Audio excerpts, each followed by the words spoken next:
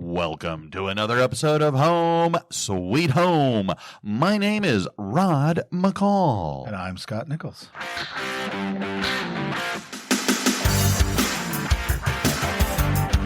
Well, what's cooking, man? I mean, it's the same old. Well, I never know what's for dinner, so I just keep cooking the same stuff. Yeah, I get bored cooking the same stuff. I always ask Sherry, well, what do you want? I don't know. I always have to scroll on my phone and find new recipes. Yeah. I do that a lot. Yeah. The other day I made, or the other week actually, we're going to have to get him on. He's a friend that has a cooking channel on on YouTube. Yeah. And so I made one of his recipes on pigs in a blanket. Yeah. Using biscuits and these big sausages. And, well, I think there's a reason why he's got a cooking show and I have a podcast. Yeah. I like to do a lot of cooking off of what I see on the internet. So, I mean, I'll definitely look more at his channel, but, I'm constantly sitting down and scrolling up a new recipe in between whatever it is that I'm doing, or maybe while I'm doing something like now, right? Scrolling while I'm doing a podcast, right? Oh, looking for meal ideas. For that. Right. Always looking for something. Well, that's funny that you mentioned that. One of the sites that I like to go to is parents.com. Okay. And you talk about scrolling, and they had an interesting article because it relates to something that even the American Psychological Association has come out with. Right. Anyway, they're talking about why we should be talking about teaching our children good social media habits. Right. Like scrolling at midnight? Yeah, exactly. Staying up till 2 a.m., watching the latest TikToks and, what people are posting on Instagram. Yeah, those kinds of good habits. Anyway. That might not be what we're talking about. No. And I think it's important because we had Cameron Gibson on, and we were talking about cell phone usage then. And I'm telling you, I'm fairly confident that the state of Texas is going to ban cell phones in schools starting for next school year.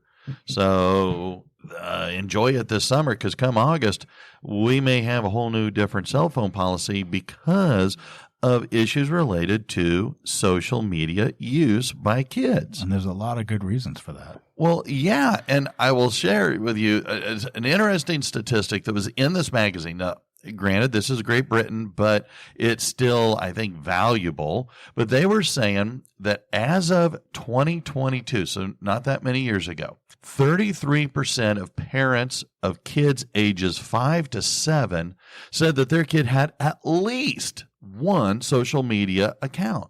I mean, what the Sam Hill does a 5-year-old need with a social media account? I mean, I don't know. But they can get on the internet. They can create one. Well, yeah, but lie about your age. But that fits actually more with this next group, because they said kids 8 to 11. Yeah. All right. So we're talking what, 4th grade, 5th grade, 6th grade here, maybe even as young as 3rd grade. 60% had their own social media account that they actually own, not created by mom and dad, that they themselves made. Yeah. I mean, crying out loud, when I was, now granted, social media wasn't around, but that means these kids aren't playing outside. They're not playing kickball. They're not playing, tag or anything like that. I mean, what are they doing at recess? Are they taking their phones to recess? Right. I mean, at the end of the day, they're not talking to each other. And these are little kids.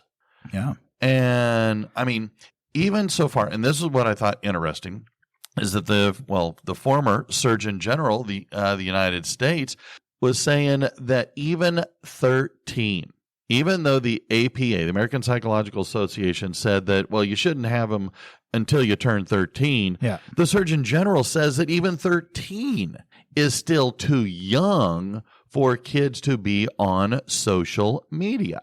Yeah. Because I would agree. I think that age is actually driven by other laws, and that the social media companies want to get them as young as they can, and most laws restrict online use at under 13. And so that's kind of where they fall. I mean, I know there's been lots of moves in other states, Utah, Florida, Texas a couple of years ago in the last legislative session passed a bill called the SCOPE Act that requires parental consent for minors to create a social media account if you're under 18. Yeah, I remember that. There's some challenges and things in courts, but I mean, it should be up to the parent.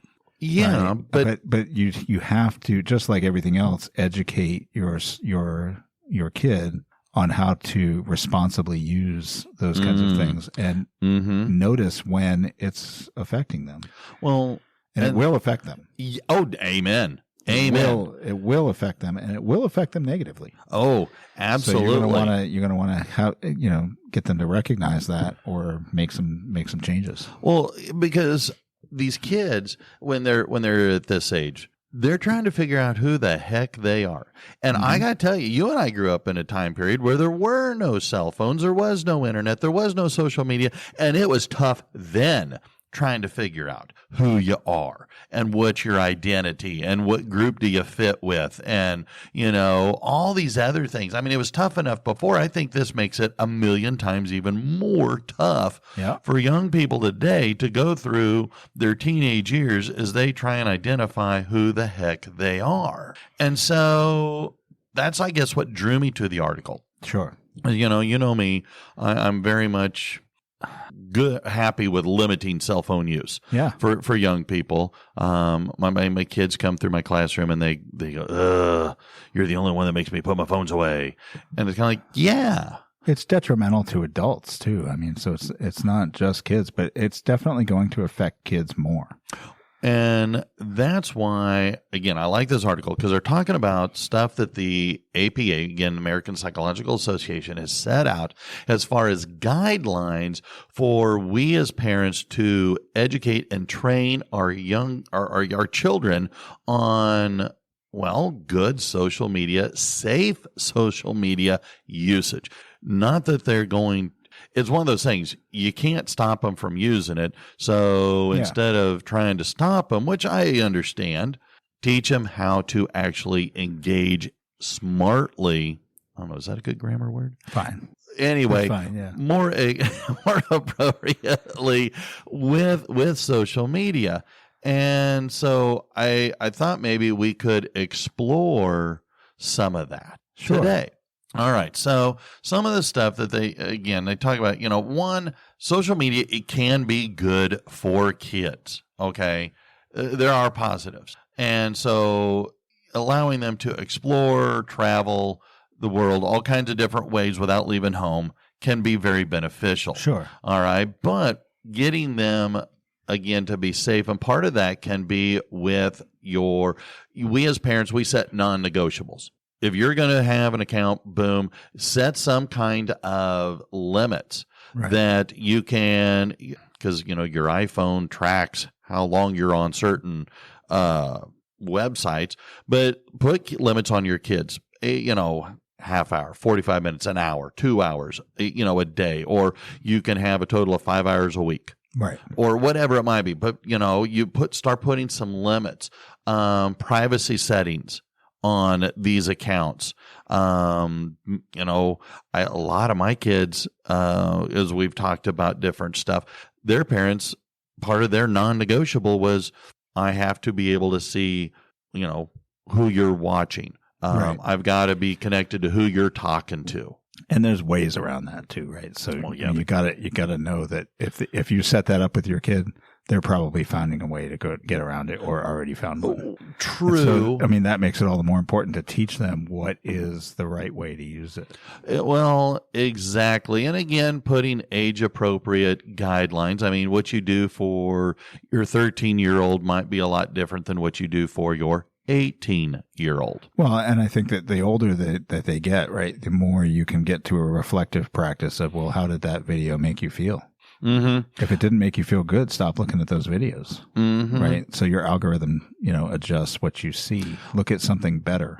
Well, exactly, because social media by its very nature is not designed to be either, well, to use a quote from the APA president, Dr. Bryant, social media is neither inherently harmful nor beneficial. Sure. It just is. So how we engage with it is it's the same as back in our time, right? A newspaper, a TV show. Mm-hmm. You can do that now with all the entertainment news. Like it's what you do with it. It's how you think about it. It's what it makes you feel that tells you, should I look at that or not? Right? If you get anxious when you watch a TV show, probably shouldn't watch that show anymore. Right? I mean, it's just, those are real things. Now, I've had some experiences with students, right? Like, they'll tell me, or even my daughter, right? She got off social media. I've had young people tell me that they took it off their phones and they only look at it on a computer at home now. Those kinds of things where they're trying to limit themselves. Mm-hmm. And these are, of course, older kids, but those are important, right? I mean, I even tell kids in my classroom, if your phone is near you, it is distracting you. Yes. Right. And there's 2 studies that I found on this to support that, which I, shared some things with them about. But one of them is from like 2014 and the other's from 2019.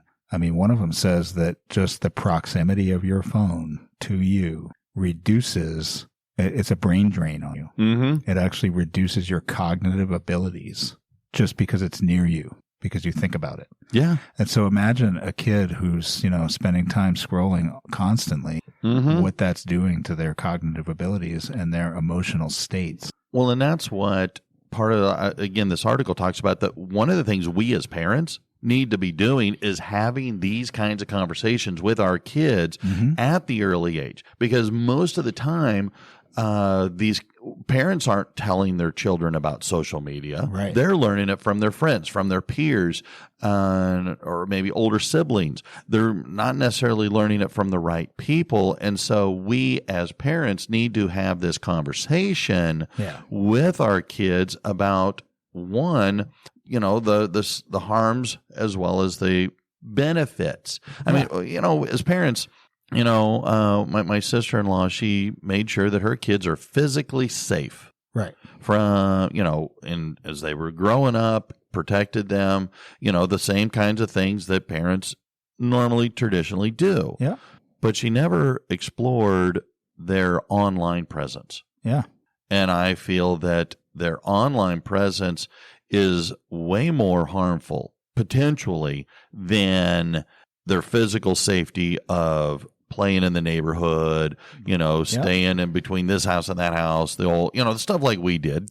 And so I thought this was a great way. Start talking early with our children about what social media is and both the positives and the negatives. I think it's important because, if you're ignoring it, that's an issue, right? Because if your kid, I guarantee, right, like most people, if your kid was involved in a poor relationship that was causing them emotional harm, you would want to do something about that. You would want to help them get out of that relationship. If your kid was drinking or using drugs that was mind altering and, changes their emotions and their states, you would want to get them help. And yet our kids go into their bedroom with their phone and spend hours looking at these things. And we just watch TV in another room. Yeah. And we don't know what's happening. We're not engaging with them anymore. They've just gone to their rooms and they don't talk to you. They don't do that. Those are signs that like something's wrong. Right. And so we should be pulling that back and trying to teach them, how is this going to affect your life? And that's where they suggest the 3 S's. Oh, I love the 3 S's. Really? I don't know. I'm sure I am confident that I'm going to love the 3 S's. Okay, fair enough. Fair enough. I thought you knew more than some I didn't know yet. All right. Anyway, one was healthy socialization. So socialization. Okay. Socialization. 2, self-regulation, or in this case, effective self-regulation. I love that one. And 3, safety. overall safety. Yeah. And when we're talking to our kids about usage of social media, keep these in mind. Yeah. And because I think, and again, you and I having worked with teenagers for a very long time, watching them evolve over time with more and more social media usage, some can do just fine. Yeah. And some cannot. And so the biggest one, I argue, is that effective self-regulation.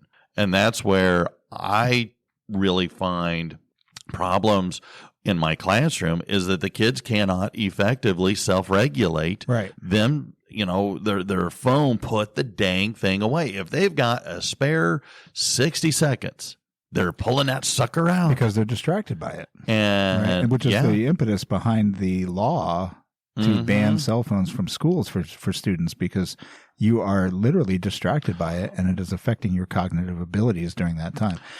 Colleges, a lot of them, their policy will be put your phone upside down on your desk. Yes. Do you know that is the worst thing for brain drain? Really? That having it that close and within eyesight, that's bad, right? So I tell my students, get it off your desk, off your person, and at least into a bag. Yeah, put it in your backpack. Put it away somewhere. Yeah. The best place is in another room. Well, true. Because you lose focus on it because it's so far away. Mm-hmm. So that's important, right? But being in your bag is better. But I love your self-regulation, and I think that's important. But I want to add another S. Okay. And so, because I think self-regulation is good, but if you don't recognize that you have a problem, then there's no self-regulation, right? True. I mean, people who are alcoholics, it's like, I just don't, I don't recognize that I'm an alcoholic. Yeah. I just go ahead and keep doing it, right? Yeah. Somebody else recognizes it and they can tell me all they want. I'm still going to be like, no, I'm fine. I can stop anytime I want. Yeah. Right. I just obviously never want to. Mm-hmm. So that's just how it is, right? So, okay.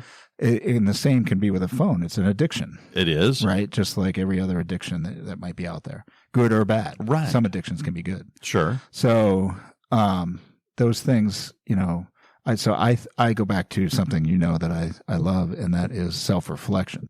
Okay. If you can get your student, your kid, your relative, your friend, your partner, whoever it is, to reflect on how is that making you feel? How is it affecting your life? Okay. Is it a positive thing or a negative thing? And then I think that can lead back to, I need to regulate. Okay. But if you don't recognize that there's an issue, why would you regulate it? Valid point. Well, and that ties in then, with something else. They're talking about setting time limits. I am a firm believer of setting time limits. I've talked to a variety of parents who've done different things, some who have done nothing, and their kids are 2-3 o'clock in the morning. They're on social media. Sure. And then they can't get up in the morning, and they can't make it to school, and school's the equivalent of going to work. And so I am a firm believer of setting time limits. Yeah. And the younger they are, the less time they get. The other thing that they push is good social media etiquette. Yeah. And when you're talking, and this is what they're saying. I feel like nobody has this. Oh, gosh, no. No. You read some of the comments that people have on, these threads, whether it's on social, like on Facebook, or even just a news article. And, because people can make comments, well, then they're just, it irritates me to no end. The thing is that people feel like out there I can say whatever I want. I can be whoever I want. Well, I can be. So even maybe I'm very quiet and reserved and shy, but out there I can be brash, right? In your face, mean, right? I can make that expression. And so you often get the worst of people on social media. And so that's why they're saying engage in, have polite or friendly, have dialogue, sure, but use appropriate terms and regulation, or not regulation, but terms and the wording that you use. And I did not know this. And I don't know how many other social media platforms, but Instagram in their resource guide will allow you to filter out for your child inappropriate or offensive words. Yeah. from the comments. Yeah, they do have that. And so I thought that was really good. But I think if we could, teach our children proper social engagement, well, maybe that will trickle into when they become older adults and, they'll be less likely to be a squirrel. But the other thing is teaching accountability. And according to the CDC, now this was a year ago. Yeah. Okay. According to the CDC, 16% of surveyed high school students said they were electronically bullied at least once in the previous 12 months. Sure. And if you are, how shall we sell this? One of the fringe people in a school environment, that number goes up. And if you are part of, then here they say specifically a female, that goes up by double. Yeah. And if you are LGBTQ plus, that number goes way up. And so, again, the idea is, as parents, being aware that this is going to happen and trying to help educate your children that, hey, if you're getting this, come and see me. Yeah. All right. I'd like to be aware of this, because a lot of times schools are not aware of what's going on outside of the school, which is fine because, if it's outside of school, it's outside of their purview. Sure. But what goes on outside of school also influences what goes on in school. Well, and if it does influence that, then they can do something about it. But if they don't know, they can't help. Right. And because here's the thing, I got bullied when I was school. Sure. I was a tall, geeky, unathletic nerd. And so you were just like me. Yeah, Except maybe taller and skinnier, and about as athletic as not possible. And I got picked on, but I only got picked on at certain points of the day by certain kids. Sure. And as long as I could avoid those kids or avoid a certain place after school on my walk home, I would be just fine. Yeah.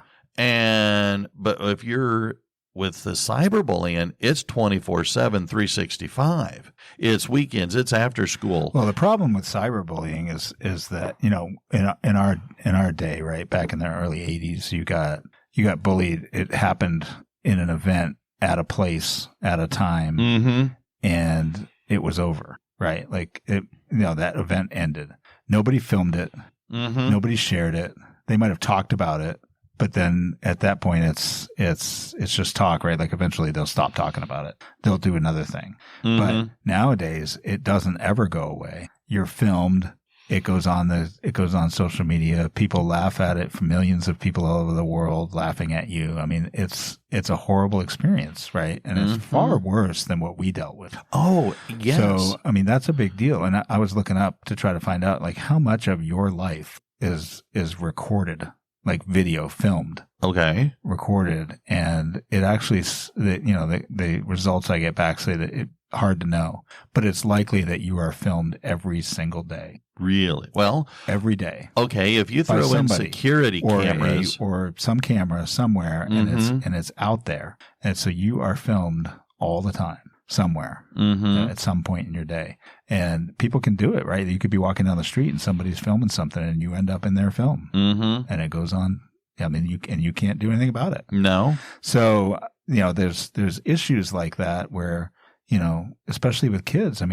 Everybody's got a camera. Back in our day, we didn't have cameras. Oh gosh, no! Like you had to carry around a Polaroid. That thing was huge. Yes, and you had to have that huge light stack that you burned through the bulbs, but that wasn't a thing. We joke about it online with memes that, there was this thing that happened to me in 1985, and I'm just telling you about it now because we didn't have social media back then.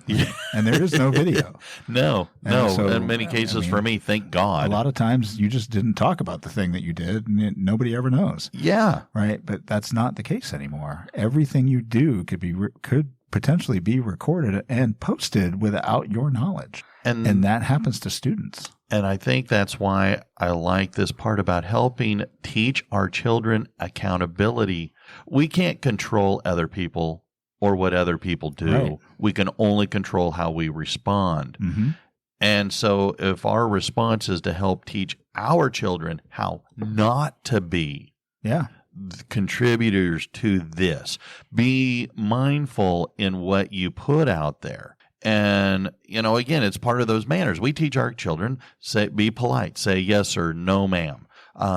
Open doors, just all the kinds of polite, friendly things. Also, you want to be careful about who you're around when recording is taking place, right? Well, true. They may be trying to record you to make fun of you. And that's part of this whole etiquette thing that I think if we can make it's something that we as adults, we did not experience per se when we were growing up. Yeah. And so it's not part of necessarily what we consider when we're raising our children. And so if we can, the more aware we can be, then maybe we can help train our children, raise them to be a little more appropriate. Again, time limits, accountability, being, appropriate, using, again, good etiquette. I think one of the things about that good etiquette is, once you post something, you've lost control of it. Yes. It is out there forever. And you can't get it back. And you there's no way for you to control it, right? Somebody can copy it and repost it and do all the things, and it's not going away. And I'm learning. And even if you delete it from your account, they're not deleting it from their servers. No. So it's out there now. And I am learning more and more that colleges and universities will look at a kid's social media profile. Absolutely. They will look at, even certain employers will be monitoring your online presence and behaviors, and you can be denied jobs or admission into college or universities. And I think that certainly in the private sector, right? So there are some protections for First Amendment in the public sector, but private companies don't have to follow that. We teach that. Yeah, and I think that is why it's important for us as parents, us as adults, to be more aware of what, teaching our children more appropriate use.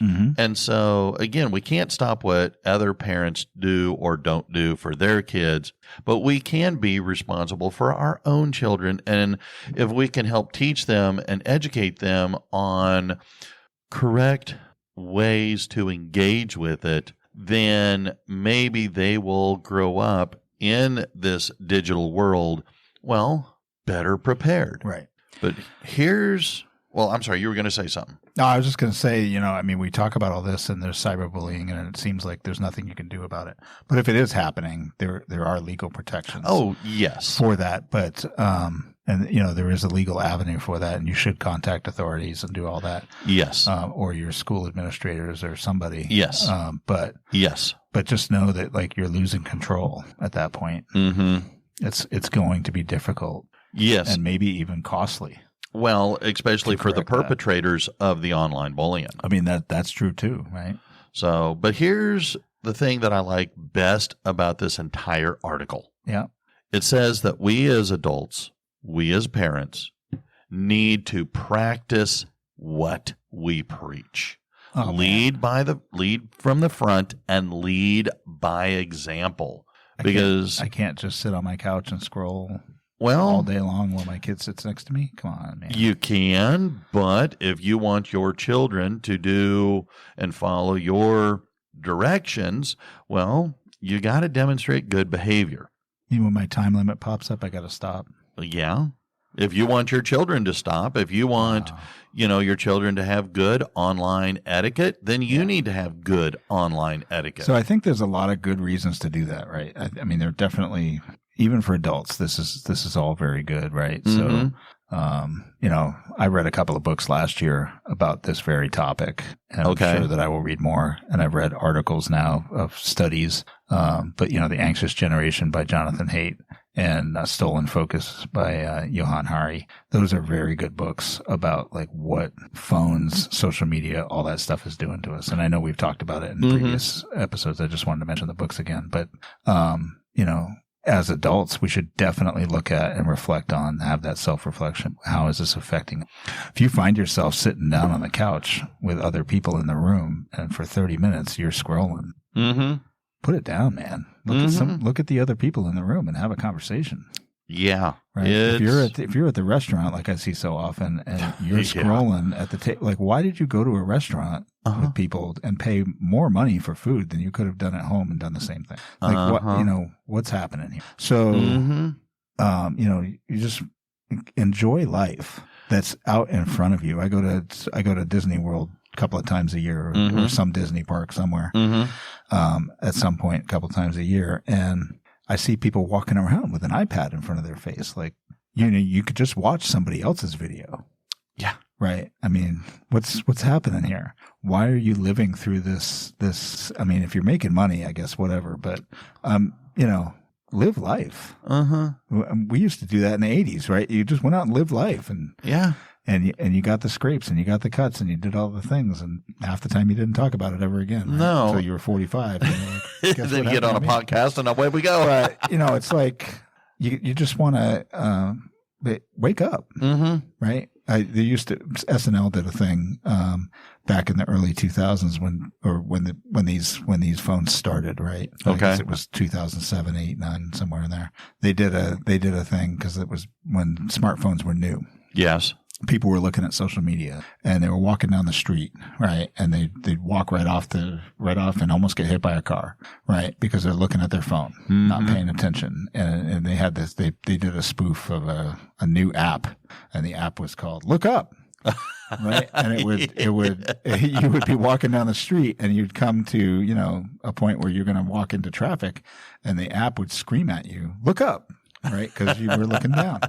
I mean, we get so involved with this, we don't even know what's going on around us. Exactly. And that's why I like this most of all. And I saved it for last. We are the adults. We set the standards. We also set the examples. Right. And so if we want our kids to do these things, then we need to demonstrate through our own actions, model what we want our kids to do. Yeah. And get them to engage with you without their phone. Well, and I'm trying a little more with my nieces and nephews when they come over. Well, we're going to play some games. And when they've come over here recently, not for the whole time, but we'll play some Uno or we'll play some card games. Just, half hour, 45 minutes. Just put that silly thing down. And, it's actually good for me, too, because odds are I'm busy working on my computer or doing some other stuff, and it gets me engaged, too. So we try to do a game night with our family once a month, and, we probably buy 12 new games a year. Okay. And try out new games, and it's great. It's a lot of fun. Mm-hmm. So, put the phones down. Yes. And live some life. Amen. Anyway, that's what I got, and I thought it was good information. I love it. Put out again by Parents Magazine online, but it's just things that we are taking for granted. So I love it. It's all such really good stuff, right? We all need to learn good habits, but if the kids can learn it early, boy, they'll have a much better time in life. Amen. Well, I guess that'll do it for this time. So until next time, I'm Rod. I'm Scott. See ya. Bye-bye.